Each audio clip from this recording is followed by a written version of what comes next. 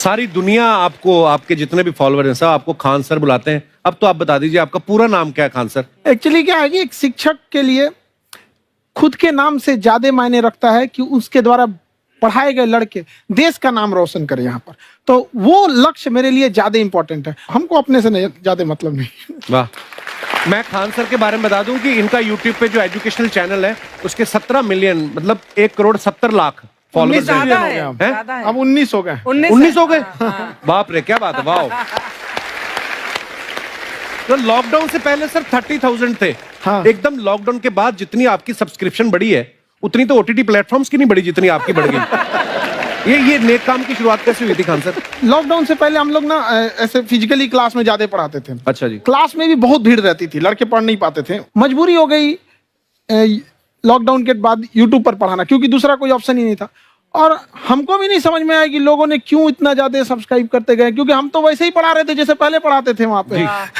तो बस ये रहता है कि लड़कों को पढ़ाई से रिलेटेड उसको डाउट ना रह जाए कोई भी, क्योंकि जब हम लोग पढ़ते थे ना तो सबसे पीछे आते थे, हम लोग क्लास के पीछे बैठते थे। हम लोग मान लिए थे कि ये लोग बहुत अच्छे पढ़ने में, हम लोग का तो कुछ नहीं हो सकता है यहाँ पे। और घर वालों को भी लगता था तो जीव ले ला, कैसे भी काम चल जाएगा। बाद में हम लोग को पता चला ना कि टीचर की गड़बड़ी थी, हमारे ऊपर ब्लेम लगा दिया। सर आइए, बहुत बहुत स्वागत है आपका। वाकई एक्चुअली अगर पढ़ाने का तरीका इतना सरल हो, आसान हो, जैसे ना सर मुझे बचपन में ना मुझे हिस्ट्री का पढ़ने का बड़ा मजा आता था। बड़ा होके पता चला कि मेरा हिस्ट्री में तो था इंटरेस्ट, पर मुझे कहानियां पढ़ना अच्छा लगता था जी। आज मुझे थोड़ा लिखने का भी शौक है, एक आध कुछ शायद फ्यूचर में चल के आप वो भी कुछ ऐसा देखें, तो मतलब मुझे शौक है लिखने का। अब जाके समझ में आया कि वो क्यों अच्छा लगता था, उसमें कहानी होती थी। तो ये नहीं हमें पढ़ाया, हमें रट्टा मरवाते थे। तो ये जो आपका ये जो तरीका ये बहुत ही बढ़िया है। काश हमारे समय में भी ऐसा होता, यूट्यूब पे अच्छे अच्छे शिक्षक होते। हालांकि हमारे टीचर भी बहुत अच्छे थे, लेकिन इतने डिटेल में खान सर मैंने आपके वीडियोस देखे हैं, मतलब जिस सब्जेक्ट को आप जानते भी ना हो और अगर लेक्चर देखें और सुने तो उसमें इतनी रुचि पैदा हो जाती है। बिकॉज हम सब टीचर्स के द्वारा ही पढ़ाए गए हैं और हमारे अच्छे टीचर्स भी रहे हैं, लेकिन जरूर आप में एक बहुत ही खास बात है कि आप हर सब्जेक्ट को बहुत इंटरेस्टिंग बना देते हैं। और थैंक यू। इसमें क्या है ना, टैलेंट जो है ये टीचर्स को विजुअल ट्रेनिंग कैसे देनी है, जो बताया अभी कपिल जी ने। कहानी, मैं एक छोटा प्रश्न पूछता हूँ, असैसिनेशन की स्पेलिंग किसको मालूम है? लोग बिलीव नहीं करेंगे लेकिन मुझे मालूम है। असैसिनेशन की स्पेलिंग होती है भाई एस माने गधा, गधे के ऊपर एक और गधा, एक और एस, उसके ऊपर आई मतलब मैं पूरा, और मेरे ऊपर पूरा देश, नेशन। S I nation. तो ASSASSI मैं ये जितना विजुअल कर दें पढ़ाने को, जितना आसान कर दें। वो याद नहीं होता था रेडियो किसने बनाया, बोला रेडियो चल नहीं रहा, इसको मार थप्पड़ मार, कोनी मार, कोनी मार, कोनी मार, कोनी ने बनाया। याद हो गया, मार कोनी ने बनाया। जितना विजुअल कर दो।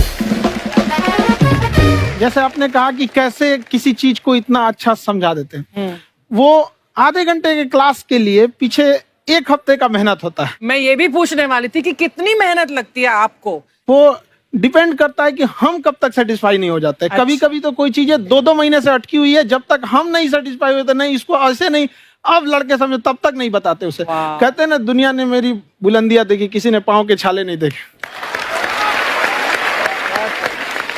क्या है ना कि हम लोग अपने स्टूडेंट लाइफ में इतना पीछे थे ना, कभी कभी अपने आप को से डर लगने लगता था, या हम कहाँ आ गए, हमारा कुछ हो सकता है कि नहीं हो सकता है यहाँ पे।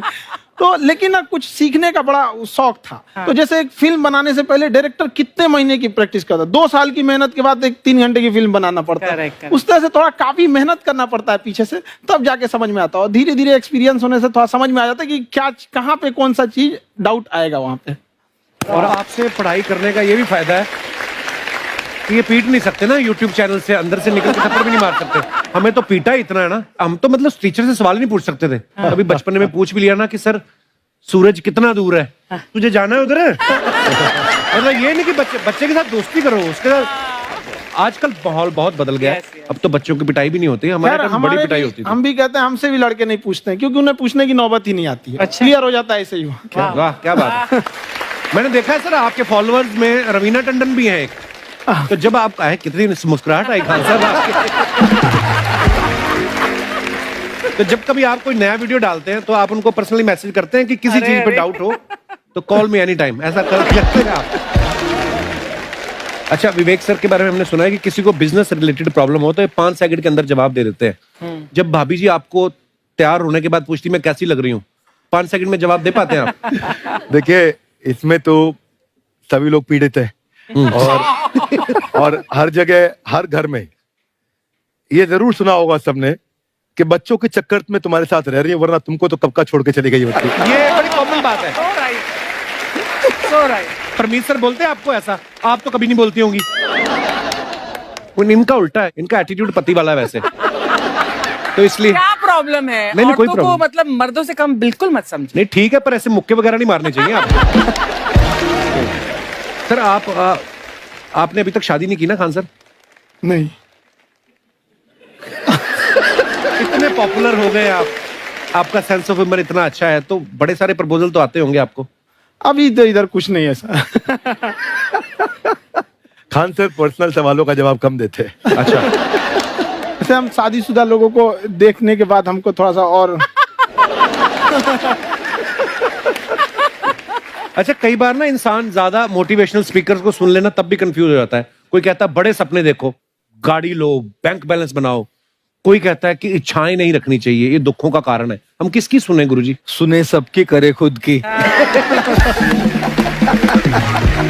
जो दिल से निकले। दिल से निकले, क्योंकि जो सुनते हैं हम कई बार सुनते हैं और उसको खुद की प्रोसेसिंग करते ही नहीं है, और जब दूसरों की बातें सुनकर बिना प्रोसेस करके फॉलो करने लगते, उसी को तो हम अंधश्रद्धा कहते हैं। बिल्कुल, उसको प्रोसेस करे, अपने दिल से जो रेजोनेट होता है उसको सोचे और फिर करें।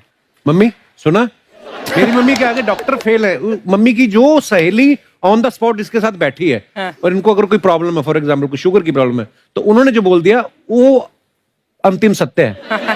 ले मैनू फलानी कहती है, ऐ खाड़ो तो ऐ हो जाता है। ये सवाल मैंने आपके लिए पूछा था। I wanted to ask Khan sir कि आपका एक एपिसोड था ट्रेन के बारे में, कि ट्रेन में ऐसा क्यों होता है, शुरुआत में ऐसा हुआ था, ये यहाँ पर बोगी के लिए ये कनेक्शन, तो ये सोर्स क्या होते हैं आपके, कहाँ से आपसे ढूंढ सुन के लेंगी, लाते उसके हैं? बाद खुद का चैनल शुरू करेंगी।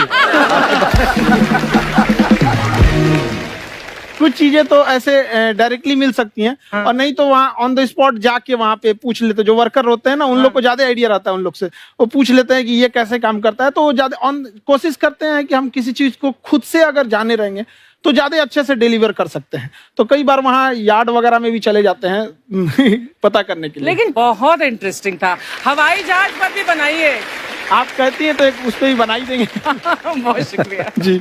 अच्छा सर, कई बार ना माँ बाप भी, जो मैं ये कहूंगा कि उनकी गलती होती है कि अगर बच्चा आपका 4-5 साल का है, आप शुरू से उसके मन में डालना शुरू कर देते हो कि ये तो इंजीनियर बनेगा। हो सकता है बाप इंजीनियर हो, वो चाहता है कि जरूरी तो नहीं है।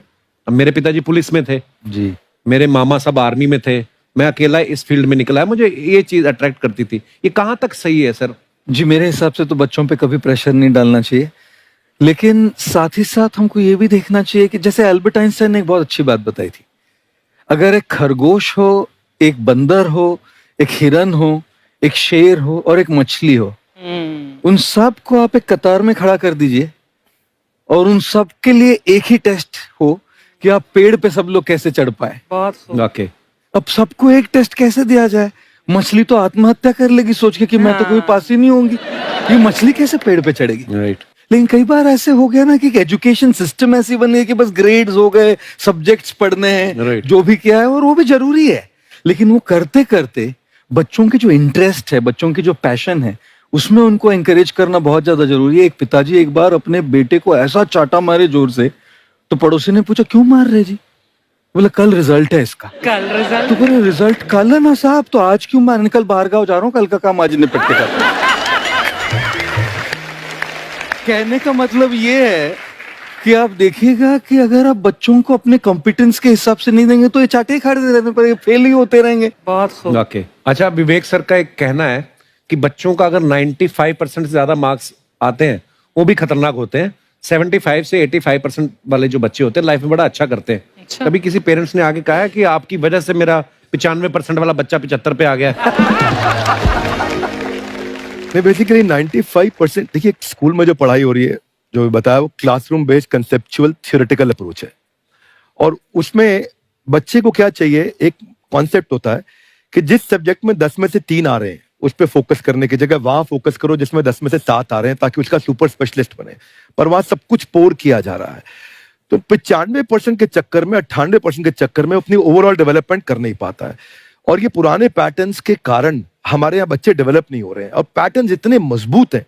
तो मैं ये लोगों को बोलता हूं कि बच्चे को जो उसको आता है, जो उसको भाता है, जो बाजार चाहता है, जब इनका कॉम्बिनेशन बन जाता है तो बच्चा इतना सफल हो जाता है कि उसके मुकाबले कोई और खड़ा नहीं हो पाता। क्या बात है, बहुत अच्छी बात। मैं देखो, ये पुराने बिलीफ तोड़ने जरूरी है। आप जानते हैं गाय